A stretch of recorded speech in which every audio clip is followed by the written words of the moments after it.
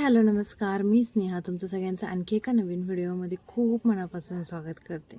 तर आज सुट्टी होती बकरी ईदची, तर मग गेलो होतो माझ्या मावशीच्या घरी आणि मम्मी ते पण आले होते रुईवरून. राणी पण आली होती, आदिराजला घेऊन, भैया ऋतूचे सगळेच आले होते. आणि मग तिथं गेल्यानंतर ठरला वडापाव करण्याचा प्लॅन. तिच्या हातचे वडापाव खूप भारी असतात. आणि हे बघ राज कसं आवडीने खातो. राजला तर इतके वडापाव आवडतात आणि गरम गरम वडापाव ती करत होती आणि सगळे खात होते. पोरांसाठी मिठाचे केले होते आणि बाकी सगळ्यांसाठी तिखट केले होते. तिच्या हातचे वडापाव आणि भजे खूप भारी असतात. एखाद्या दिवशी कधी गेले ना असं निवांत, मग त्याची रेसिपी मी तुमच्यासोबत नक्की शेअर करेन. पण खरंच खूप भारी असतात. तर इथं ती करत होती आणि मग सगळे गरम गरम खात होते. त्याच्यासोबत सांबर आणि भात पण केलेला होता.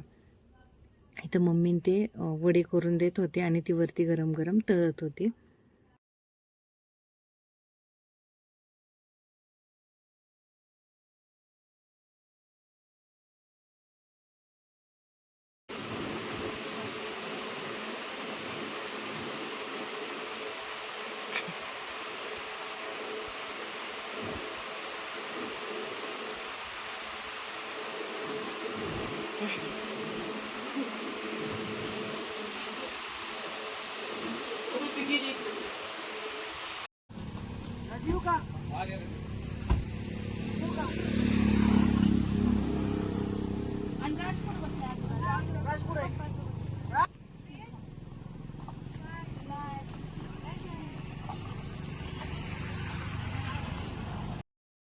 मम्मीन ते गेले, आता आम्ही पण निघणारच होतो. तर आतमध्ये येताना मावशीच्या गार्डनमध्ये हे फणस होते, त्याला 7 फणस लागलेले आहेत. तर त्यातले 4 आले आहेत व्हिडिओमध्ये, वरती 2 आहेत आणि खाली 2 आहेत आणि किती छोटेसे आहेत. पिकल्यानंतर मग ते काढतील. तर असे 7 फणस लागलेले आहेत. मग आले घरी आल्यानंतर 2-3 दिवसाच्या कपड्याचा ढिगारा पडलेला होता. इतका वैताग आला ह्या कपड्याने.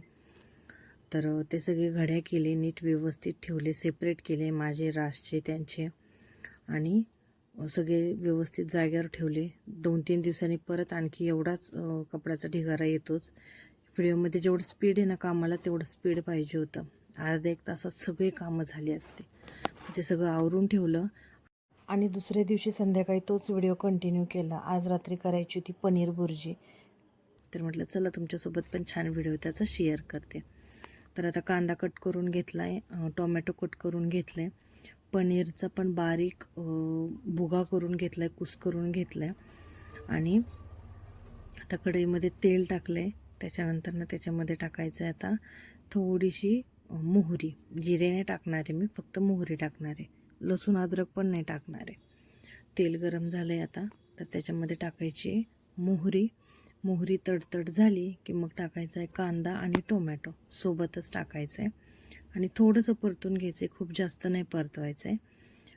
आधी भाकरी करून घेतल्या आणि मग नंतर पनीर भुर्जी करायला घेतली. त्यामुळे गॅसवरती डाग जे दिसत आहेत तर ते आत्ता केलेल्या भाकरीचेच आहेत.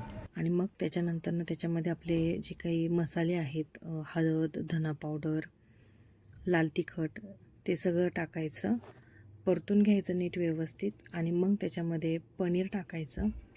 छान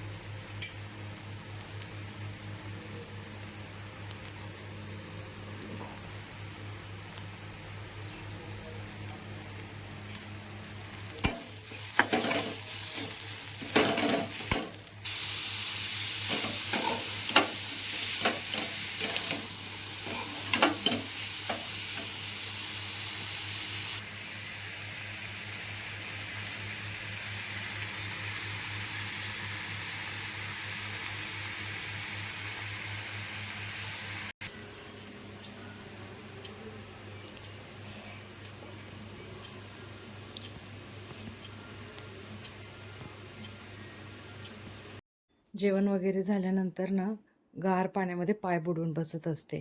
1-2 दिवसाला ही थेरपी मी करते. इतकं रिलॅक्स वाटतं. दिवसभराचा जो काही ताण आहे, स्ट्रेस आहे, त्याच्यापासून पण रिलॅक्स होतं. ब्लड सर्क्युलेशनचा फ्लो पण वाढतो.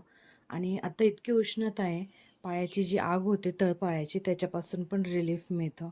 त्यामुळे 1-2 दिवसाला मी हे करतेच. छान एकदम रिलॅक्स वाटतं आणि मग बसल्या-बसल्या चेहऱ्यावरती पण एखादा आईस क्यूब फिरवते. चेहऱ्याची जी स्किन असते ती पण थकते, टायर्ड होते. त्यामुळे त्याला पण रिलीफ मिळतो आणि जो ओपन पोअर्सचा प्रॉब्लेम आहे तो पण सॉल्व्ह होतो. त्यामुळं हे पण मी करत असते. 1-2 दिवसाला करते, रोज नाही करत. पण खूप छान वाटतं. मस्त आहे ही एक घरगुती थेरपी. आणि मी गार पाण्यामध्ये पाय बुडवल्यामुळे राज पण येतो. तो पण त्याच्यामध्ये पाय बुडवून बसतो. तर तुम्ही पण हे आत्ता सध्या उष्णतेमध्ये तुम्ही पण हे नक्की ट्राय करा. तर असा होता आजचा हा दिवस. तर व्हिडिओ कसा वाटला मला कमेंटमध्ये नक्की सांगा. आवडल्यानंतर लाईक करा, शेअर करा आणि चॅनलला नक्की सबस्क्राईब करा. भेटूया उद्या अशाच एका आणखी छान व्हिडिओमध्ये. तोपर्यंत बाय बाय, टेक केअर.